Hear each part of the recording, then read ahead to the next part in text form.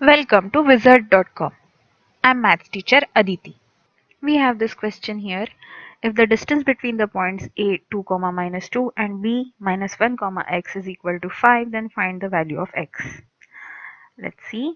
We know that distance between any two points x1, y1 and x2, y2 is given by under root of x1 minus x2 whole square plus y1 minus y2 whole square units. In this case, x1 is given as 2, x2 is given as minus 1, y1 is given as minus 2, and y2 is to be found out. Distance is given as 5 units. So we can simply put these values in above formula and get the required answer. So 5 is equal to under root of 2 minus of minus 1 whole square plus minus 2 minus x whole square. So that would be 5 equal to 2 minus of minus 1 is 2 plus 1 and that is 3. 3 square is 9. So we get 9 plus minus 2 minus x whole square.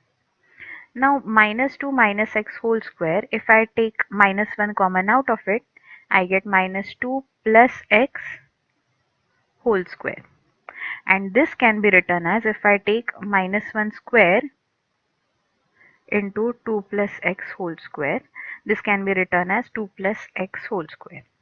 So replacing this here, we get 9 plus 2 plus x whole square.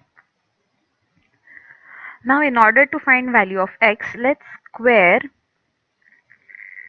both sides. So let's do that.